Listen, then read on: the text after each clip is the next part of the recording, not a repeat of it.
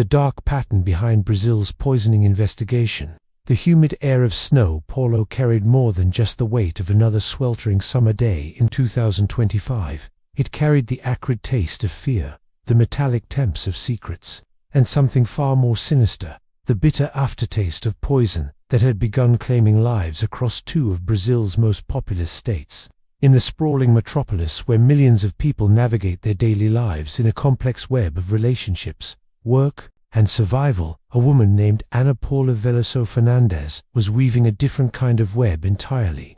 Her threads were not made of social connections or professional networks, but of deception, manipulation, and death delivered in the most intimate way possible, through food shared with those who trusted her most.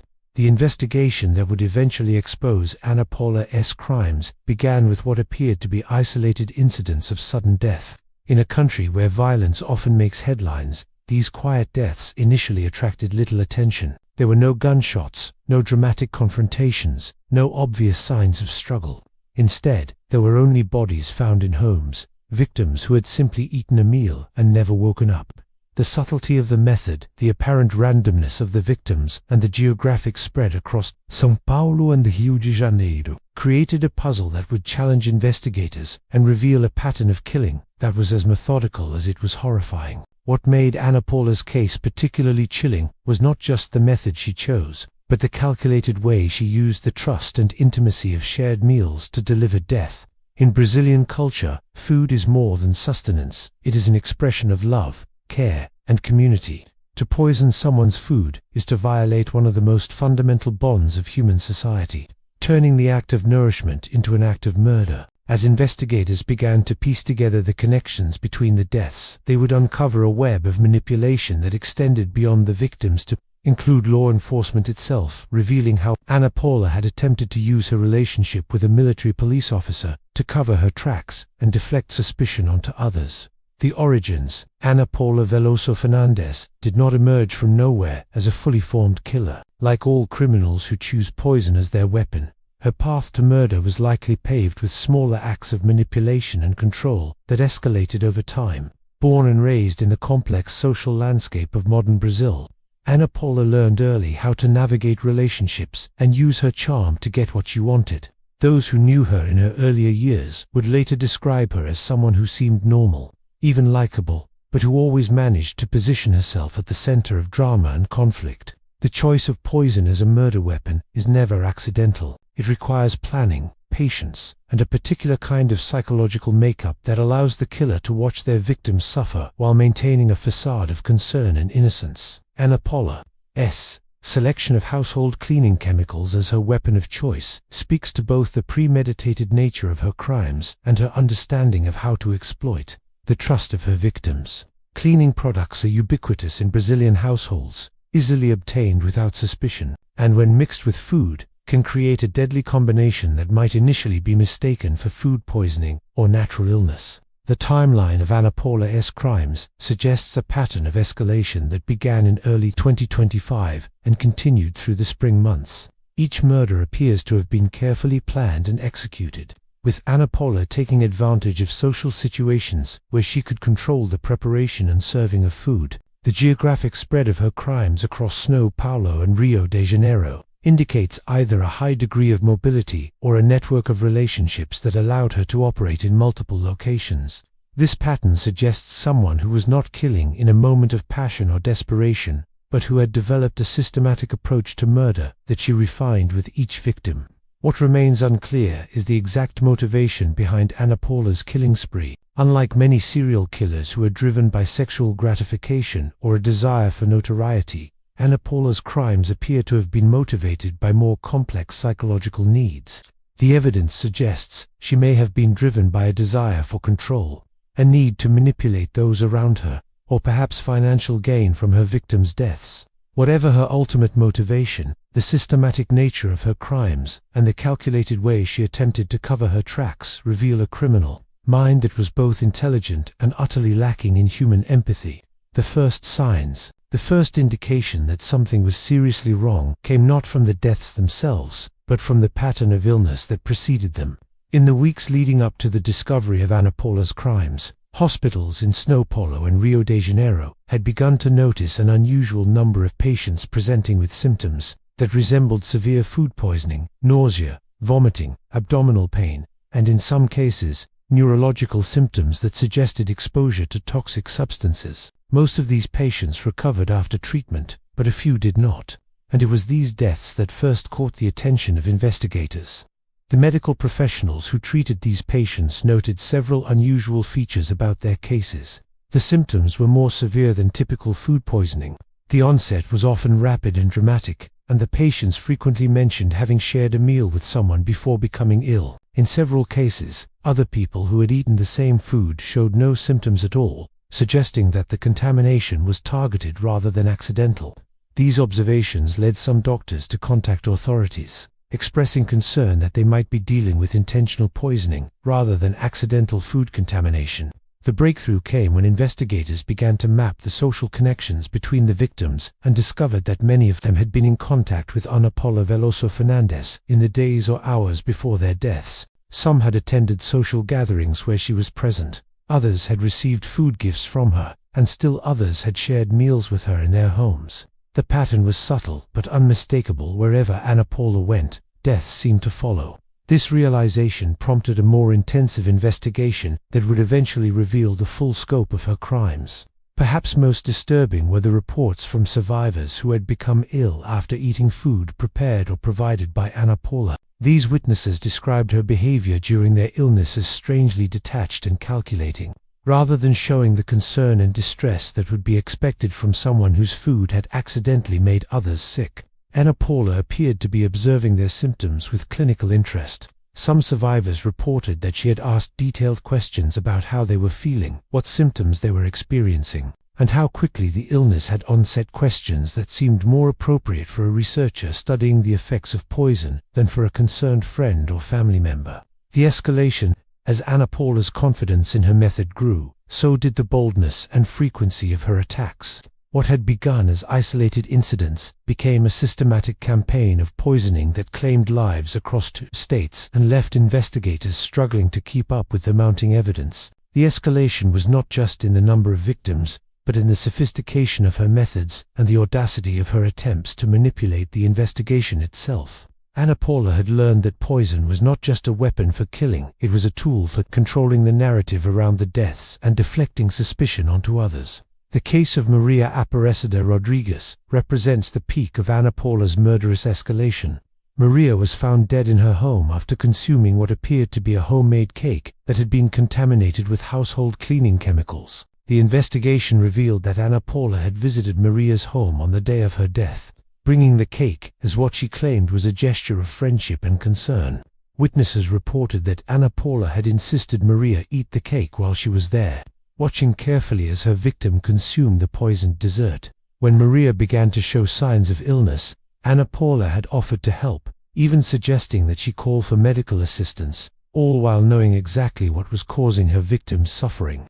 The escalation extended beyond the murders themselves to Paula's increasingly sophisticated attempts to cover her tracks. She had begun to study the investigation process, learning how toxicological examinations were conducted and what evidence investigators would be looking for. This knowledge allowed her to refine her methods, choosing chemicals that would be difficult to detect in standard autopsy procedures and timing her attacks to maximize the degradation of evidence before bodies were discovered. She also began to create false alibis and manipulate witnesses, using her charm and apparent concern for the victims to position herself as a grieving friend rather than a suspect. Perhaps most chilling was Paula's decision to involve her romantic relationship with a military police officer in her scheme. Rather than simply trying to avoid detection, she actively worked to frame her boyfriend for the crimes, planting evidence and manipulating circumstances to make him appear guilty. This represented a new level of calculated evil. Not only was she willing to kill innocent people, but she was also prepared to destroy the life of someone who trusted and loved her in order to escape justice. The escalation had transformed her from a killer into something far more dangerous, a master manipulator who saw every relationship as a potential tool for her own survival and advancement. The crime. The systematic nature of Ana Paula's poisoning campaign represented a new form of domestic terrorism that struck at the heart of Brazilian society's most fundamental values. Her crimes were not random acts of violence, but calculated attacks on the basic trust that allows communities to function. By choosing to deliver death through food, the most intimate and nurturing of human exchanges, Ana Paula violated something sacred in the social contract that binds people together. Each poisoning was not just a murder, but a desecration of the bonds of hospitality, friendship, and family that formed the foundation of civilized society. The technical aspects of her crimes revealed a level of premeditation that was both impressive and terrifying. Ana Paula had clearly researched the effects of various household chemicals when ingested, learning which combinations would be most effective and how to mask their taste and smell when mixed with food. She understood the timing of toxic reactions, knowing how long it would take for symptoms to appear and how to position herself to avoid suspicion when her victims began to suffer. This wasn't the work of someone acting in passion or desperation. It was the methodical execution of a plan that had been carefully developed and refined through practice. The choice of victims also revealed the calculated nature of Ana Paula's crimes. Rather than targeting strangers or random individuals, she focused on people within her social circle, friends, acquaintances, and family members who trusted her and would not be suspicious of food she offered them. This strategy allowed her to operate with minimal risk of detection while maximizing her psychological control over the situation. She could watch her victims suffer, offer false comfort and assistance, and even participate in the grief and confusion that followed their deaths, all while knowing that she was responsible for their agony. The most heinous aspect of her crimes was the way she weaponized the investigation process itself. Ana Paula didn't just try to avoid detection. She actively worked to manipulate the investigation, planting false evidence and creating false narratives that would lead investigators away from her and toward innocent people. Her attempt to frame her military police boyfriend represents the ultimate expression of her criminal mindset, the willingness to destroy anyone and everyone around her in service of her own survival. The crime was not just murder, it was a comprehensive assault on justice itself. An attempt to turn the very system designed to protect society into a weapon against the innocent. The impact, the discovery of Ana Paula's poisoning campaign sent shockwaves through Brazilian society that extended far beyond the immediate victims and their families.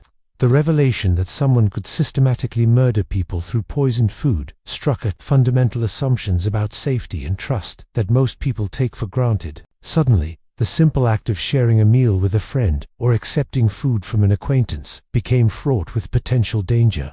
The psychological impact on communities in São Paulo and Rio de Janeiro was profound, as people began to question relationships and social interactions that had previously seemed safe and normal. For the families of the victims, the impact was devastating in ways that went beyond the simple grief of losing a loved one. They had to confront the horrifying reality that their family members had been deliberately murdered by someone they trusted, someone who had sat with them, shared meals with them, and pretended to care about their well-being while planning their deaths. The betrayal was so complete and so intimate that many family members reported feeling unable to trust anyone, unable to accept food from others, and unable to participate in the social rituals that had previously brought them comfort and connection. The law enforcement community was also profoundly affected by the revelation of Ana Paula's crimes, particularly the discovery that she had attempted to manipulate the investigation and frame a military police officer for her murders. This represented a direct attack on the integrity of the justice system and raised uncomfortable questions about how easily investigations could be manipulated by someone with sufficient knowledge and motivation. The case forced a comprehensive review of investigative procedures and highlighted the need for better training in recognizing and responding to cases of deliberate poisoning. Perhaps most troubling was the broader social impact of Ana Paula's crimes on Brazilian society. His understanding of domestic violence and intimate partner abuse. Her willingness to frame her romantic partner for her crimes revealed a level of manipulation and control that challenged conventional understanding of abusive relationships. The case highlighted how abusers could use their intimate knowledge of their partners and the justice system to create elaborate schemes of manipulation that went far beyond traditional forms of domestic violence. The impact extended to advocacy groups, law enforcement agencies, and social service organizations. all of whom were forced to reconsider their approaches to identifying and responding to sophisticated forms of intimate partner abuse. The investigation into Ana Paula's crimes was one of the most complex and challenging cases in recent Brazilian criminal history, requiring coordination between multiple jurisdictions and the development of new forensic techniques specifically designed to detect deliberate poisoning. The geographic spread of the crimes across São Paulo and Rio de Janeiro created jurisdictional challenges that required unprecedented cooperation between state and local law enforcement agencies. Investigators had to develop new protocols for sharing information and coordinating evidence collection across multiple crime scenes and jurisdictions. The forensic challenges were equally daunting. Unlike gunshot wounds or stab wounds, poisoning leaves subtle traces that can be difficult to detect, especially if the victim's body has been buried or cremated before investigators realize they are dealing with a murder case. The decision to exhume several victims' bodies for toxicological examination was both necessary and controversial, requiring court orders and creating additional trauma for families who thought they had already laid their loved ones to rest. The forensic teams had to develop new techniques for detecting trace amounts of household chemicals in decomposed tissue, work that required months of careful analysis and testing. The breakthrough in the investigation came when investigators began to focus on the social connections between the victims rather than just the physical evidence from the crime scenes. By mapping the relationships and interactions between the victims and potential suspects, they were able to identify Ana Paula as the common thread linking all of the deaths. This social network analysis revealed not just her presence at or near each crime scene, but also her pattern of behavior before and after each poisoning. Investigators discovered that she had a habit of inserting herself into the investigation process, offering information and assistance while secretly working to misdirect attention away from herself. The investigation was further complicated by Ana Paula's sophisticated understanding of police procedures and forensic techniques. Her relationship with a military police officer had given her insider knowledge of how investigations were conducted, knowledge that she used to cover her tracks and manipulate evidence. Investigators had to assume that she knew what they were looking for and how they would look for it, forcing them to develop new approaches and techniques that she might not have anticipated. The case became a cat-and-mouse game between Ana Paula and the investigation team, with each side trying to outmaneuver the other in a deadly game of deception and detection. The legal proceedings against Ana Paula Veloso Fernandes unfolded in Brazilian courts that were grappling with a case unlike any they had previously encountered. The charges against her were extensive and serious: multiple counts of homicide, evidence tampering, and conspiracy. But the legal system struggled to adequately address the psychological and social dimensions of her crimes. How do you quantify the damage done by someone who systematically destroys the trust that holds communities together? How do you calculate the impact of crimes that turn the most basic human interactions into potential death traps? The prosecution's case was built on a combination of forensic evidence, witness testimony, and the careful reconstruction of Ana Paula's movements and actions in the weeks and months leading up to each poisoning. Prosecutors presented evidence showing that she had researched poisoning methods, purchased the chemicals used in the murders, and deliberately positioned herself to have access to her victims' food. They documented her attempts to manipulate the investigation and frame her boyfriend, revealing a pattern of deception and manipulation that extended far beyond the murders themselves. The defense faced the nearly impossible task of explaining away the overwhelming evidence against Ana Paula while trying to present her as something other than a cold-blooded killer. They argued that she was mentally ill, that she had been manipulated by others, and that the evidence against her was circumstantial and unreliable. But these arguments struggled to gain traction in the face of the systematic nature of her crimes and the clear evidence of premeditation and planning that characterized each poisoning. The defense's task was made even more difficult by Ana Paula's own behavior during the trial, which often seemed calculated and manipulative rather than genuinely remorseful or mentally impaired. The involvement of Ana Paula's twin sister, Roberta Cristina Veloso Fernandes, added another layer of complexity to the legal proceedings. Roberta was charged with complicity in some of the crimes and with failing to report her sister's actions to authorities. The evidence suggested that she had been present during at least some of the poisonings and had helped to cover up evidence. including living with decomposing bodies and providing false testimony to investigators. The case against Roberta highlighted the difficult legal and ethical questions surrounding the responsibility of family members who know about crimes but fail to prevent them or report them to authorities. The criminal mind. Understanding the psychology of Paula Veloso Fernandes requires an examination of one of the most disturbing forms of criminal behavior: the systematic use of poison to kill people who trust you. Poisoners occupy a unique place in the criminal psychology literature because their crimes require a combination of patience, planning, and psychological detachment that is relatively rare among killers. Unlike crimes of passion or opportunity, poisoning requires the killer to maintain a facade of normalcy and concern while deliberately causing their victims to suffer and die.